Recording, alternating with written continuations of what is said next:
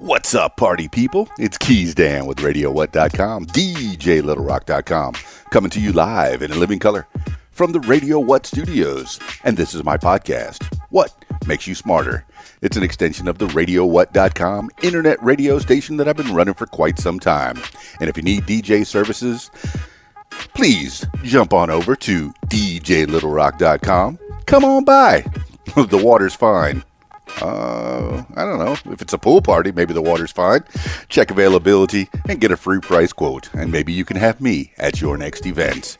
If you'd like to tell your story, I encourage you to check out my other podcast, What Makes You Famous. Use the hashtag What Makes You Famous and find it everywhere. What makes you smarter? Well, let's find out. Let's do it together right here on the program. Now, on with the show.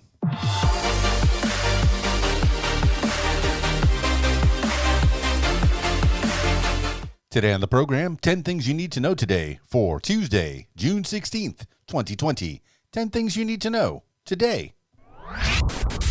Number 1, Supreme Court Civil Rights Act protects gay, transgender workers.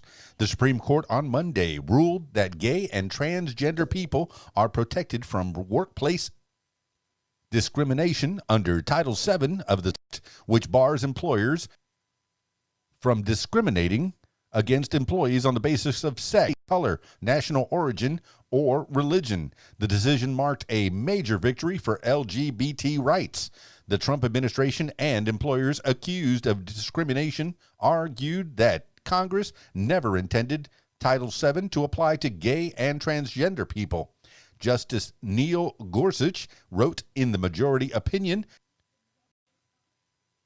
that an employer who fires someone for being gay or transgender, quote, fires that person for traits or actions it would not have questioned in members of a different sex. Sex plays a necessary and disguisable role in the decision, exactly what Title VII forbids, end quote. This is according to Reuters.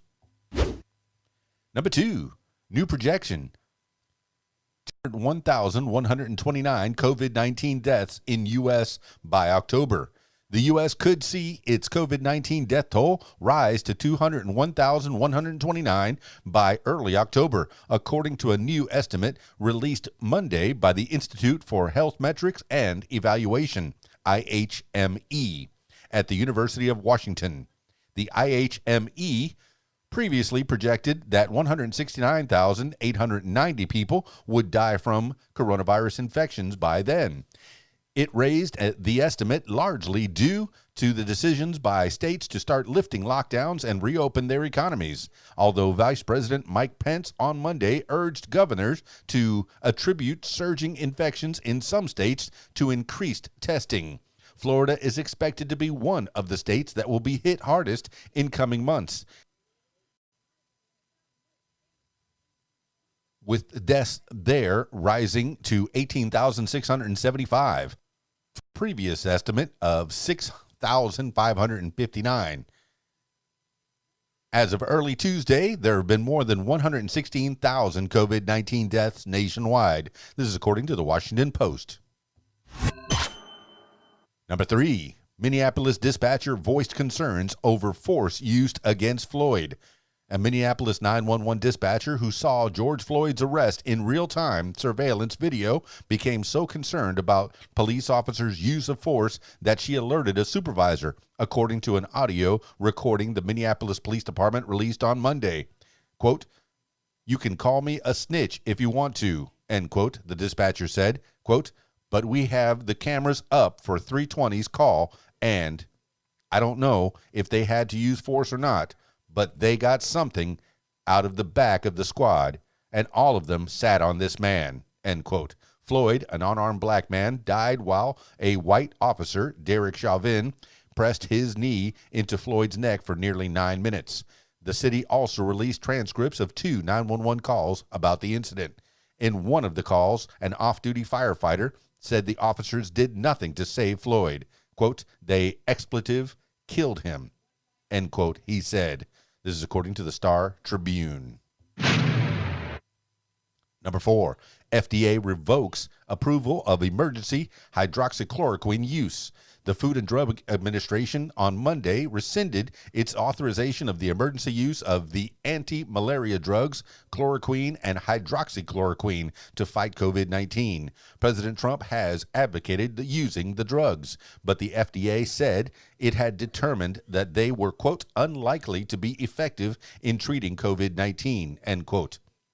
The agency also said that due to, quote, ongoing serious cardiac adverse events and other serious side effects, end quote, the potential benefits of using the drugs, quote, no longer outweigh the known and potential risks for the authorized use, end quote. The FDA had approved the emergency use of chloroquine and hydroxychloroquine to treat patients hospitalized with COVID-19, even though the drugs had not gone through the approval process for that purpose. This is according to CNBC.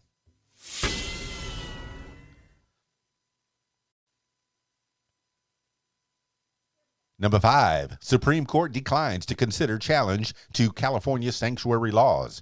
The Supreme Court on Monday declined to hear a challenge of California's, quote, sanctuary, end quote, laws protecting immigrants from deportation by federal authorities. One of the laws bars police from sharing information about immigrants with federal immigration officials unless the immigrants have been convicted of serious crimes. The Trump administration sued California in an attempt to get the law struck down, saying it interfered with federal efforts to uphold immigration law and violated constitutional provision giving federal laws precedence over state laws. California Attorney General Xavier Becerra, a Democrat, has said the laws are necessary to prevent the federal government from making states enforce federal immigration policies. Justices Samuel Alito Jr. and Clarence Thomas dissented, saying they supported considering the challenge. This is according to the Mercury News and the Washington Post. Number 6, Trump to sign executive order on policing. President Trump plans to sign an executive order on police reform Tuesday. Trump said Monday the policies would be, quote, pretty comprehensive, end quote. The order comes as Democrats and Republicans in Congress draft legislation to respond to protests against police brutality prompted by the killing of George Floyd, an unarmed black man, by a white officer in Minneapolis. Several cities, including Minneapolis, Albuquerque, and New York, have announced their own reforms. New York City Police Commissioner Dermot Shea announced Monday that the city would disband its plainclothes anti-crime units, which have been disproportionately linked to officer-involved shootings. Shea said the unit's 600 officers would be reassigned to other jobs, including detective work and community policing. This is according to the Washington Post and New York Daily News. Number 7, Biden campaign fundraising surges in May. Former Vice President Joe Biden's presidential campaign fundraising surged in May. The campaign announced Monday. The campaign and the Democratic National Committee brought in $81 million last month, a record for the campaign and a $20 million increase from their joint haul in April. Much of the May fundraising came from big donors, although the campaign said it also received support from 1.5 million new backers, quote, in the last few weeks, end quote, and that the average individual contribution was $30.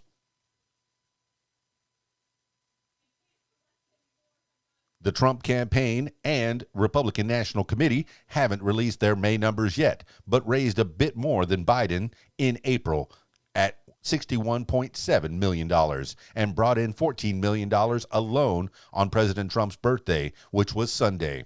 This is according to Politico and Bloomberg. Number 8, Trump warns Bolton could face criminal problem over memoir.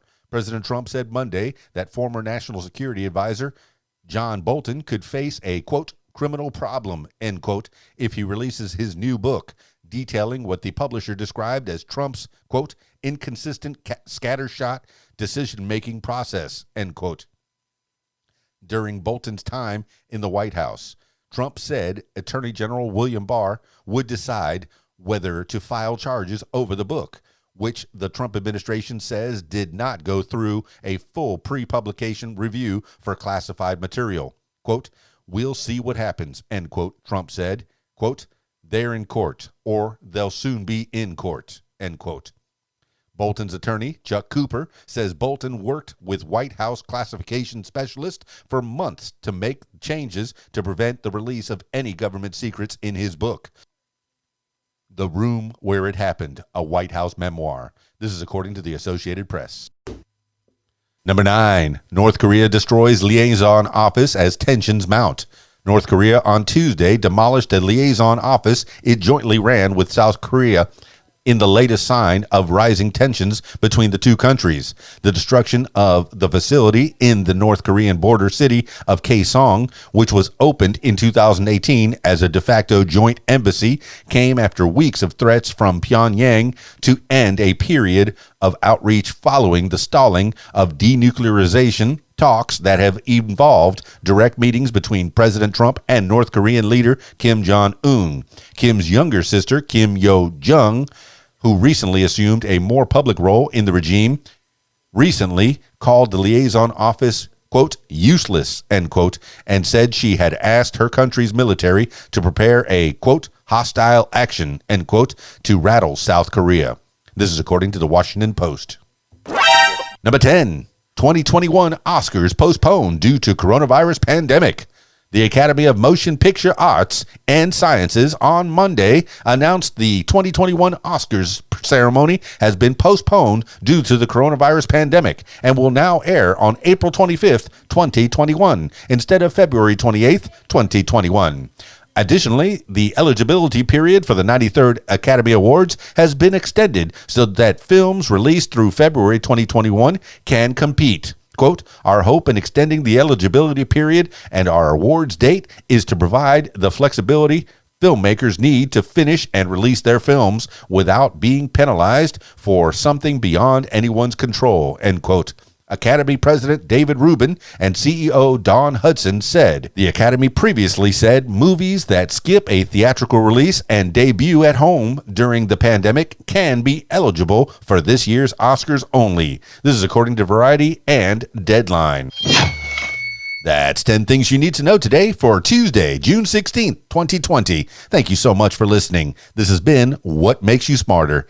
I hope everyone out there is doing reasonably well. If you'd like to tell your story or hear the stories of others, I encourage you to check out my other podcast, What Makes You Famous. Find it everywhere using the hashtag What Makes You Famous. That's it for me. It's Keys Dan, RadioWhat.com, DJLittleRock.com. Peace. I'm out of here. Peace. I'm out of here. Peace.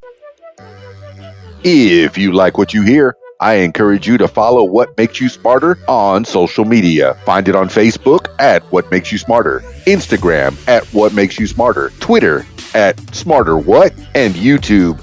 Username Keys Dan. Leave What Makes You Smarter podcast a review and subscribe. Listen to What Makes You Smarter podcast on Spotify, iTunes, YouTube, Stitcher, Google Podcasts, and Podcast Addict.